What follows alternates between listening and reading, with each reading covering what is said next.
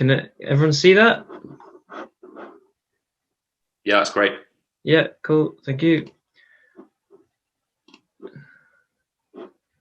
Right. Okay. So yeah, as Tom said in his introduction, I've been around the university for quite a long time. Previously in geotechnical engineering, and now I've shifted over towards geomechanics and possibly even a bit of geology on occasion. It's probably a good thing I was following Hector's excellent talk there, is he's covered the sort of larger scale issues of some of these new subsurface energy technologies, in particular hydrogen there. Now I'm sort of going to zoom right in to some of the multi-scale issues associated with shale rocks in particular. So this work is carried out in with Mo Ruania, who some of you may have heard of, and also Andy Appin at Durham. Some acknowledgements first. Majid and Pablo carried out some of the experimental work here, funded by Shape UK. And then Sam and the Centre for Energy's own Tom Fender have been excellent sources of help over the last couple of years of my postdoc, as they're doing very similar work as part of their PhDs that Tom's recently finished. So quick overview of what I'm going to cover today. So firstly, I'll mention the reasons why we might be interested in a multi-scale approach to shale geomechanics, and why micromechanics in particular can help us in practical terms. Then I'll describe the samples that we investigated in this particular study. And then I'll sort of go up the scales from the nanoscale, which we use a technique called AFM, to microscale through indentation testing, and then how we sort of upscale that to more practically useful geomechanical properties at triaxial scale. Then, depending on time, I'll mention something about creep. So in terms of the big picture, as I mentioned, a lot of these new subsurface energy systems are going to be important going forward in terms of CO2 storage, hydrogen storage, as we've just learned from Hector. But full exploitation of a lot of these technologies is going to require robust mechanical characterization of shales, which I'm defining here, and no geologist chip in please, but the fine-grained sedimentary rocks. These form crucial seals to control fluid flow and leakage in the subsurface. So why are we interested in shale micromechanics, which is going to be the sort of subject of the rest of my talk? So primarily this is because good quality core samples for conventional testing are difficult and expensive to obtain. Certainly the level of frustration you hear coming out of any rock mechanics lab when they've been trying to make core samples is something. So as you can see in the image on the right, core is often recovered in a sort of highly fractured and fragmented state. Anisotropy is also difficult to obtain from sonic logs or triaxial experiments if you manage to make a core. But shale itself can be described as a natural micro-composite material made up of a range of sort of different minerals, and these constituents range in size from a few nanometers to 100 microns or so. So by obtaining robust and high resolution data at much smaller scales, the sort of building block scale, from shale cuttings, we can make useful predictions of the bigger scale, macro scale mechanical properties that we can then use to populate computational models, predictive models at larger scales, so we can start, designing things. So for this work, we use a set of samples from the Posidonia Shale, northern Germany. So these are from different boreholes I'm going to call Wick, Har, and Had. Not worry about how they should be pronounced. So the samples form a maturity series, and they range from shallow, immature Wick samples to the over-mature Had sample. So for any non-geologists listening, and I had to learn this quite fairly recently, this relates to the effect of temperature in the geological formation of the rocks. So subsidence in sedimentary basins causes this material initially deposited at low temperatures and pressures near the surface to be subjected to higher temperatures and pressures. So these higher temperatures and pressures cause chemical and physical changes in the rock. So this is known as diagenetic processes. And as we're going to see, this can affect the microstructure and the geomechanical properties of the rock.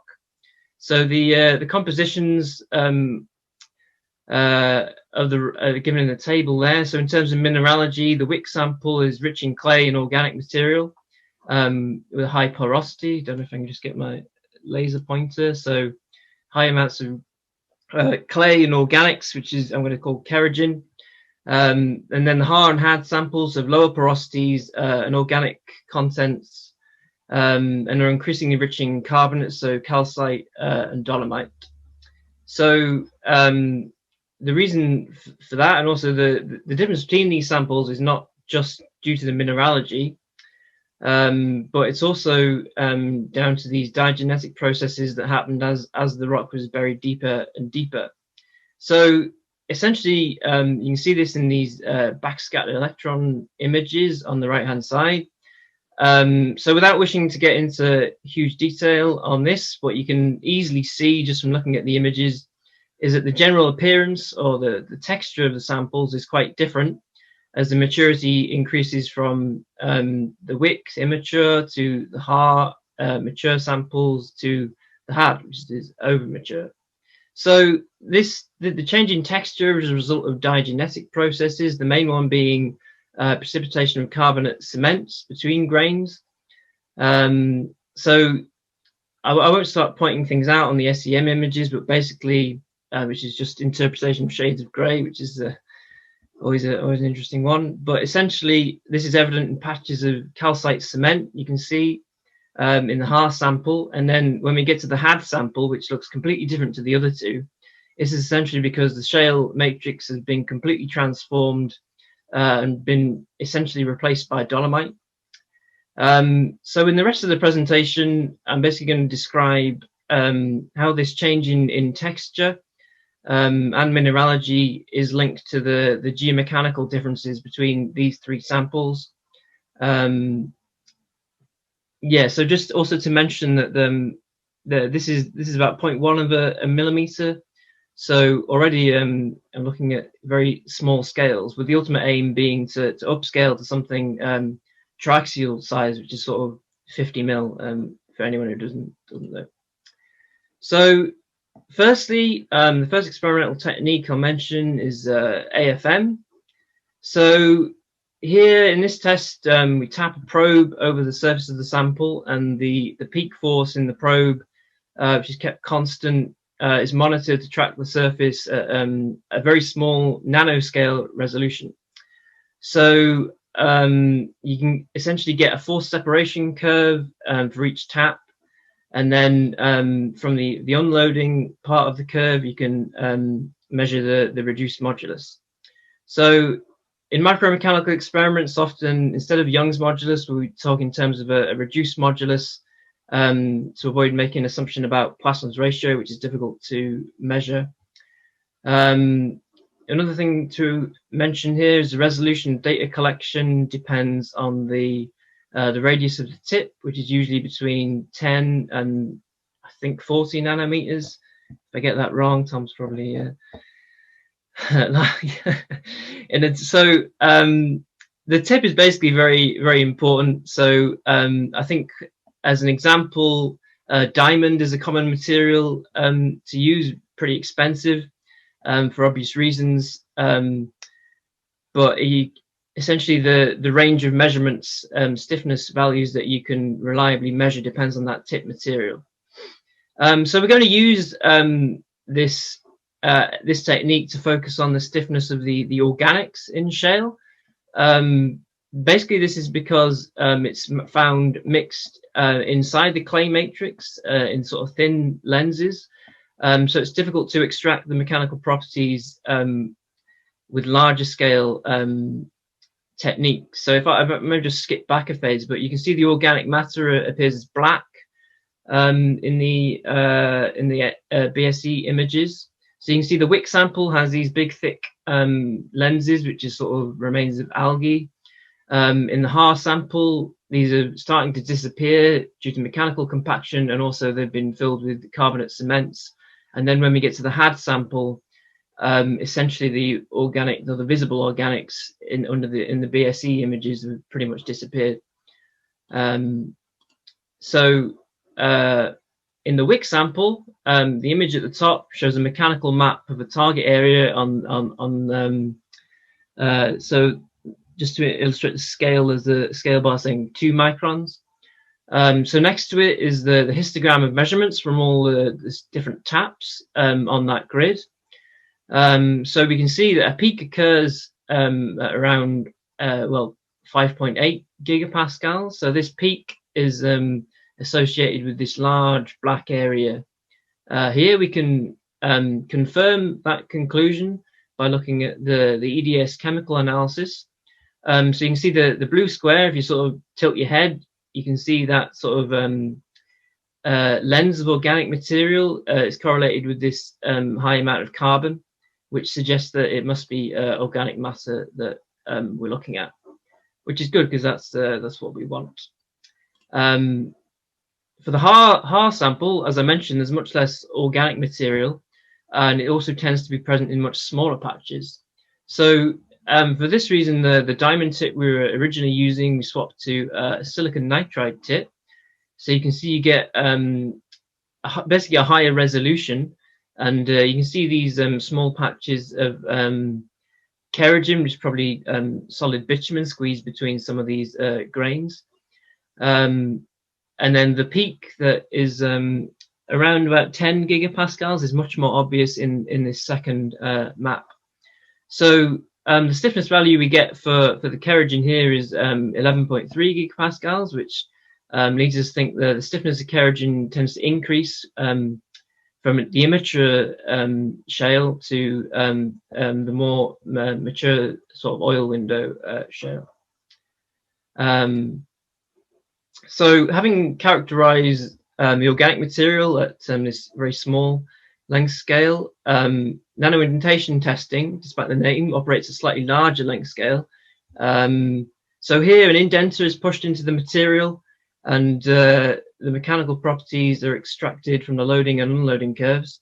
In particular, the reduced or indentation modulus is determined from the initial gradient, as you can see, and then hardness also from the formula given there. So I'll probably skip ahead to the results. So here we're looking at high load indentation on a 7x7 grid. So again, we can take a statistical approach, much as for the AFM. The results of the grid on each of the samples are shown on the right-hand side in terms of load displacement here, and then histograms of the reduced modulus and also the hardness. So blue is parallel to the bedding and red is perpendicular. So you can see the displacement reaches sort of 5 to 10 microns, which is much greater than the few nanometers for AFM. So two things to note, I guess. So firstly, you can see there's a general increase in stiffness and hardness as we go sort of up through the maturity series. So again, we can link this back to the change in mineralogy and also the diagenetic processes that cause significant change in the microstructure with thermal maturity. So also what you can see is that there's an anisotropy, particularly in the stiffness response, being stiffer in the blue direction, which is parallel to bedding. So that's commonly observed in shales and often linked back to the preferred orientation of clays. So moving forwards, so as I mentioned earlier, there are often significant gaps in core scale data. So the aim here really is to take some of this nano and micro scale results and see how we can predict macroscopic or composite mechanical response. So we can achieve this by upscaling through several different levels. So a sort of conceptual multiscale model is shown on the right here. So in this example, we can go from nanoscale solid clay particles through a porous clay matrix of clay, kerogen, and pores. And then we can put some silt inclusions in that to sort of define the shale composite, and then we can even add cracks to represent the sort of triaxial scale material. So I've completely skipped the maths, but essentially here at each level you can use mean field homogenization methods to describe various different textures. And then the inputs here are really the stiffness values of the different phases, and also the volume fractions, which you can measure through XRD, which were in the table at the start. I won't skip back at this phase. So to quickly mention some of the results. So at level 2, which is the scale we're measuring at the high load nano indentation results I presented earlier. So this represents sort of the bulk response of the composite microstructure. So as you can see from the graph, experiment against predicted, we've got some pretty good predictions, particularly for the wick sample. So that's because it's a collection of clay, organic matter, and carbonate grains that is well suited to the particular formulation. Even the anisotropy here is well predicted.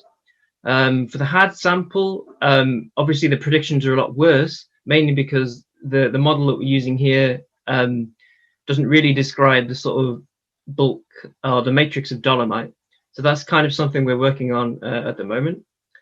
Flicking up a scale again. So here we're comparing with some triaxial tests on, or uniaxial experiments really on from the literature. Obviously you can see quite a significant overestimation here, although the anisotropy is better captured when we add in these some of these cracks. So this overprediction might be due to several different factors, but mainly due to damage, I would say, developing during the test that we're not capturing in the linear homogenization. So really, if we had some ultrasonic velocity tests, we'd probably get some better results, as I guess the dynamic moduli would be more comparable. And then just very, very briefly on creep. So essentially, as you load an nano indentation test to the maximum force, you can hold that load for a period of time. So here 120 seconds, and this gives a good indication of the creep response, which is important over engineering timescales, by which I mean years, to determine things such as leakage potential and also production rates in terms of fracking. So on the right hand side, you can see some of the typical creep responses. So the thing to notice is that the softer clay and kerogen rich wick sample creeps the most, whereas the had sample, which has very little clay and kerogen content, creeps the little. So we can kind of infer that it's the clay and kerogen phase that controls the creep response. I'll probably, so here how the creep response compares with other shales from the literature. So here's some US shales, immature and mature. You can see that our results fit pretty well on the compared to some of the results in literature. I'm going to skip maybe again. There's the correlation with the creep modulus, which is just a logarithmic fit to the creep curves. You can see how it's correlated with the clay and kerogen volume. So to move on to conclusions, sorry if I'm running slightly behind time. Essentially, the geomechanical properties can be measured at nano and micro scale, and then we can upscale these through using homogenization schemes to try and predict larger scale properties, which can be much more useful in practical terms. Okay, that's me. Thanks very much. Thank you very much, Tom. I think we've got a question from Tamara in the chat saying she's not a geologist, so excuse her for the naive question. But from the different types of shale response is considered better, for example, which of the different types of response is considered better for carbon capture, for example? Would you rather have a dolomite-rich shale or a clay-rich shale? Okay, so for sealing, we probably want a ductile response, and it's going to creep very quickly if any fractures do develop.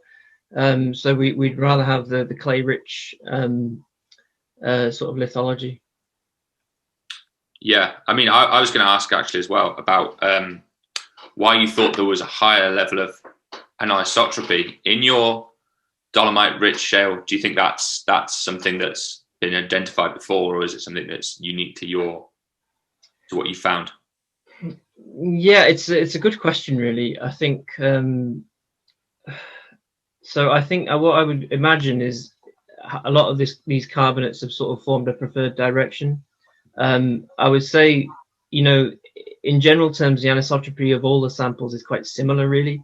You know, it only goes from 1.2 to 1.3, so it's not massively significant compared to other other shale formations. I mean, what I'm looking at the moment is I think more like 1.5, 1.6, because it has very high clay content, more like 50, 60%, and then also very, very aligned minerals.